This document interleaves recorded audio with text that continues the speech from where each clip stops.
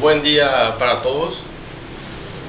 Les habla el profesor Dr. Roberto Thompson. En esta oportunidad quiero explicarles a los estudiantes de odontología un tema sumamente apasionante que está directamente relacionado con las materias de biología, histología y anatomía patológica. Estas son materias sumamente complejas debido a que el estudiante debe poseer conocimientos sólidos sobre la biología celular y molecular, específicamente biología celular y molecular relacionada con los animales. En esta ocasión voy a presentarles un tema que muchas veces resulta complicado de aprender. Vamos a hacer de este tema algo sencillo, corto y rápido, sin tantas complicaciones. En esta oportunidad les voy a hablar de que en el cuerpo humano existen tres tipos de células según su capacidad proliferativa. Cuando hablamos de capacidad proliferativa, por supuesto, estoy refiriendo a todo lo que tenga que ver con el ciclo celular. Sabemos que el ciclo celular es el periodo que va desde que la célula madre se divide hasta que se forman las células hijas. Fíjense ustedes que acá hay dos términos: célula madre, célula hija. Son términos familiares. Términos familiares que nos dan a entender de que existe una transmisión del material genético, justamente de esa célula madre a las células hijas. La división celular, podríamos decir, en pocas palabras, que es el nexo entre los progenitores y los descendientes. De ahí la importancia de comprender a la división celular.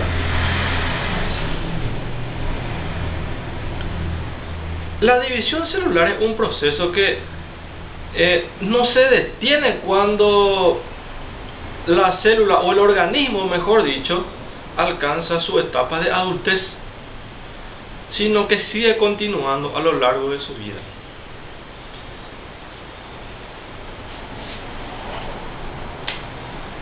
$25 millones de células se dividen en nuestro organismo en cada segundo. Imagínense ese número. Es algo realmente sorprendente.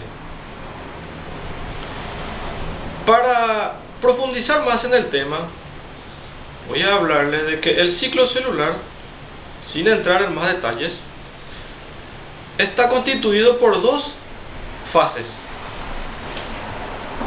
Estas fases van a ser las siguientes. Vamos a tener la primera fase, se llama fase M.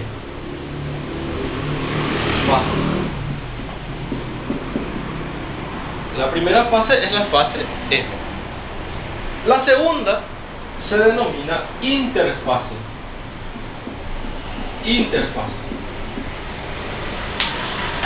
La fase M es una fase que comprende dos fenómenos sumamente importantes. El primero se denomina mitosis. La mitosis es un complejo proceso de reproducción mediante el cual una célula madre origina dos células hijas, con la peculiaridad de que las células hijas poseen el mismo número de cromosomas que la célula madre. Ocurre esto. Esa es la mitosis. Por supuesto, no vamos a entrar en detalles sobre la mitosis. Sabemos que la mitosis tiene fases, profase, prometafase, metafase, anafase, telofase, que en otra oportunidad vamos a describir en detalle. Y la otra etapa de la fase M es una etapa sumamente importante que se denomina citocinesis.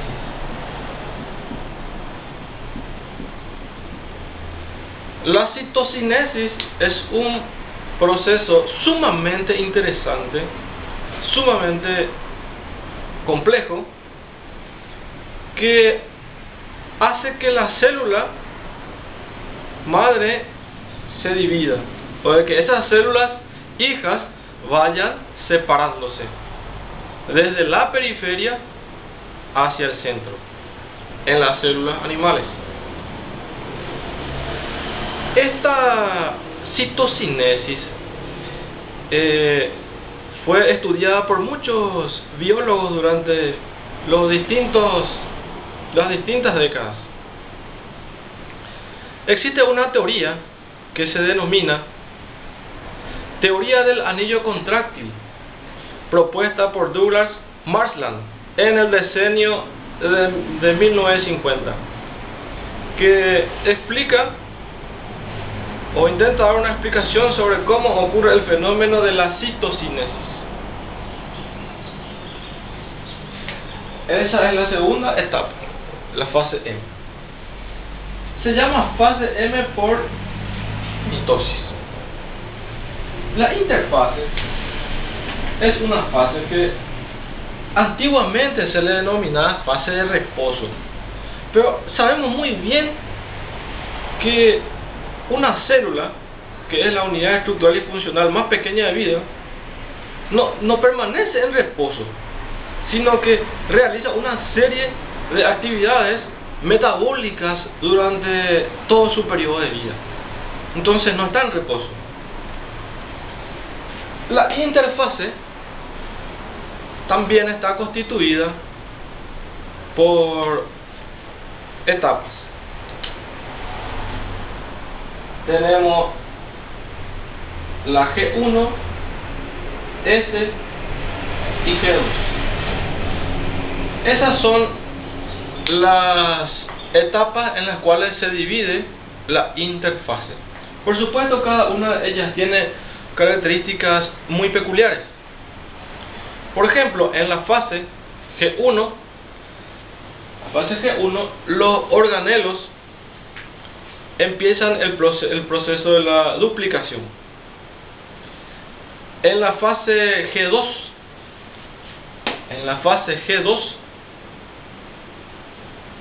ocurre que la célula crece y se prepara para ingresar en la fase de mitosis o en la fase M.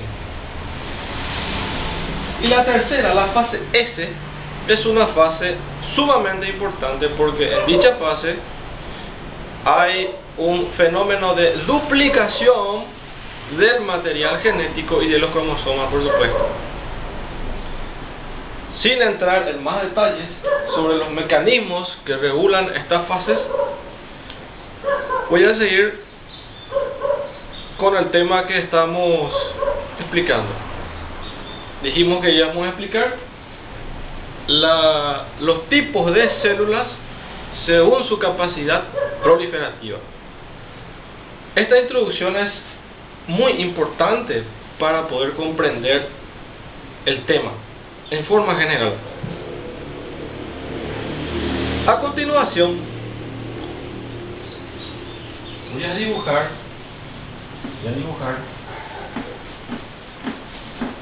el ciclo celular en forma esquemática. El ciclo celular, vamos a dibujarlo así, como un círculo. Vamos a dividir en sus fases. Aquí tenemos la fase M, mitosis, la fase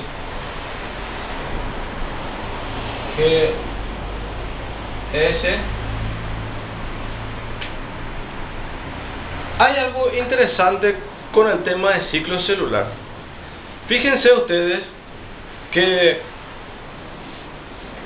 está dibujado en forma de círculo, porque hablamos de ciclo. Quiere decir que esto se va a ir repitiendo en forma periódica en la vida de la célula. Por supuesto que cada célula tiene su ciclo particular, que nosotros no vamos a entrar a detallar ese tema en particular. Tenemos la otra fase G, la fase G1, la fase G2, y existe una fase en la cual, mejor dicho, la célula permanece en un estado estable o detenida, mejor dicho. Esa fase es conocida como fase G0. ¿Y qué ocurre en esta fase G0? Vamos a ver qué ocurre. Existen células del cuerpo humano que se dividen continuamente, de división continua. Ese tipo de células vamos a denominarlas células lábiles o de división continua. Esas células lábiles son las que vamos a encontrarlas, por ejemplo, en la cavidad oral.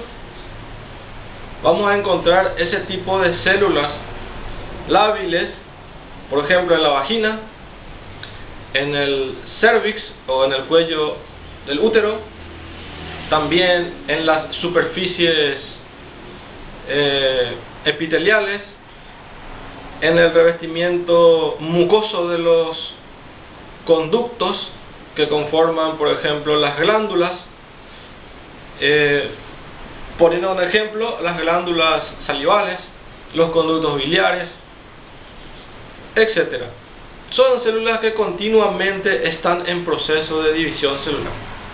También, por ejemplo, son células lábiles aquellas células que se encuentran en el útero, en el aparato digestivo, el epitelio de transición, por ejemplo, del aparato urinario. Y cabe señalar también que las células que se encuentran, mejor dicho, en la célula, en la médula ósea, son células también lábiles. Por supuesto, al igual que el tejido hematopoyético, también tiene esa característica de que sus células permanecen en el ciclo celular, se dividen continuamente. La mucosa bucal, células lábiles. Ahí tenemos el primer tipo de células según su capacidad proliferativa, células lábiles. Un segundo tipo de célula, es aquella que abandona, por decirlo de una forma, este ciclo celular. Al abandonar el ciclo celular, ¿qué ocurre con estas células? Mueren. ¿Siguen dividiéndose? No. Ni lo uno ni lo otro. Al abandonar el ciclo celular, estas células permanecen sin poder dividirse, por ejemplo en su etapa adulta.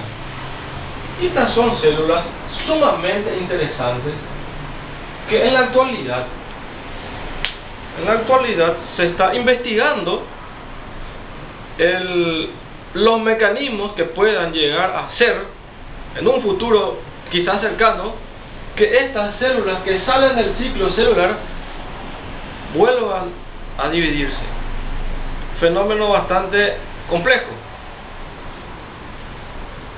Por supuesto, existen células como los hematíes o los eritrocitos que no presentan núcleo en su etapa adulta. Por lo tanto, definitivamente no pueden dividirse. Y no van a poder dividirse porque no presentan el material genético necesario para poder realizar este ciclo celular. Este tipo de células se denomina células indivisibles. O también se les da el nombre de permanentes. ¿Por qué se les llama así? Porque ya no pierden su capacidad de división celular. Por lo tanto, se mantienen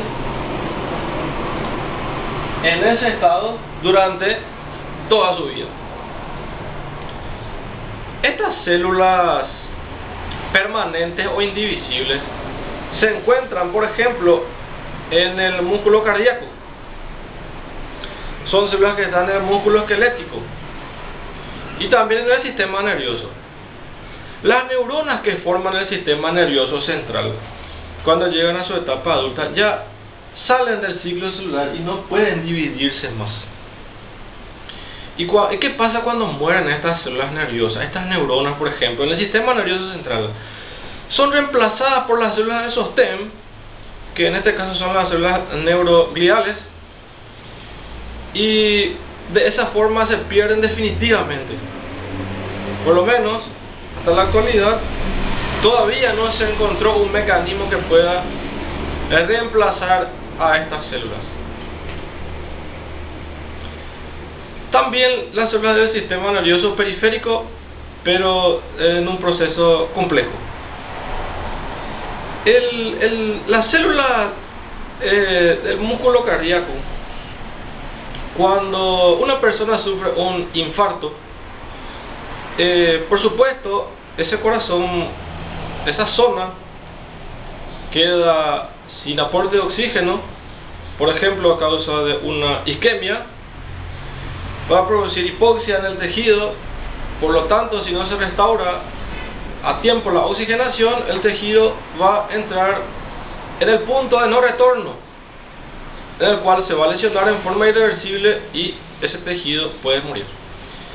Ese tejido que se pierde ya no es reemplazado por un tejido cardíaco, sino que las células del tejido conectivo, que son los fibroblastos, son los que van a formar una especie de cicatriz en esa zona del corazón, por supuesto provocando una serie de alteraciones en el proceso de la contracción muscular, etc., que no vamos a entrar a detallar. Las células también del músculo esquelético son de este tipo de células indivisibles o permanentes. Existe un grupo de células que se denominan células madre. Estas células madre tienen la capacidad de generar distintos tipos de tejidos y se encuentran ampliamente distribuidas en el cuerpo humano. La medicina actual se encarga de estudiar los mecanismos por los cuales se desarrollan estas células, y existen muchos tratamientos experimentales que utilizan este tipo de células. Por supuesto, este tipo de células madre son células que se dividen continuamente o que pueden dividirse continuamente. Esto es como un apartado. Existe un tercer tipo de células según su capacidad proliferativa, que son las células que abandonan el ciclo celular, ingresan en un periodo estable, que de ese estado la célula, si recibe un estímulo adecuado, puede volver al ciclo celular. Estas células son sumamente interesantes porque estas son las células, por ejemplo, como las células del hígado, que pueden regenerarse. Estas células van a ser llamadas células estables o quiescentes, o células quiescentes.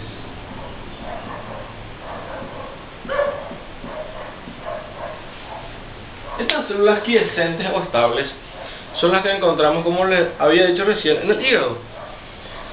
Tras una hepatectomía, ese hígado puede sufrir regeneración. Es un órgano interesantísimo, y imagínense, si el hígado se puede regenerar, quiere decir que existen una serie de mecanismos que hacen posible este fenómeno. También es digno de mencionar que existen investigadores a nivel mundial que se encargan de estudiar esos mecanismos y también de investigar si esos mecanismos están o no presentes en otros tipos de tejidos. Las células estables también son las células que tapizan el endotelio, el vaso sanguíneo, que se denomina endotelio vascular. Es un tipo especial de epitelio. Existen también células quiescentes en otros tejidos, por ejemplo en el músculo liso, también en el páncreas. Existen estos tipos de células quiescentes o estables. Estas células quiescentes o estables, como les dije, algunas de ellas pueden regenerarse, pero para que puedan regenerarse, las células o el tejido, la membrana basal que se encuentra en el estroma de los tejidos debe formar un andamio para que de esa forma se pueda construir otra vez el nuevo tejido. Porque si ese andamio o si esa membrana basal se destruye, entonces el proceso de regeneración va a ser desordenado. En pocas palabras, esto es clasificación de las células según su capacidad proliferativa. Podemos agregar también de que células estables encontramos en varios tejidos, por ejemplo en el riñón, las células mesenquimales, también los fibroblastos que habíamos mencionado recién, están dentro del grupo de las células quiescentes o estables. De mi parte ha sido todo por hoy. Deseo que esto les sea útil en las materias que mencioné anteriormente, para que tengan una mejor comprensión de lo que son los mecanismos de división celular y las células. Desde Paraguay, desde Asunción, gracias a todos. Nos vemos.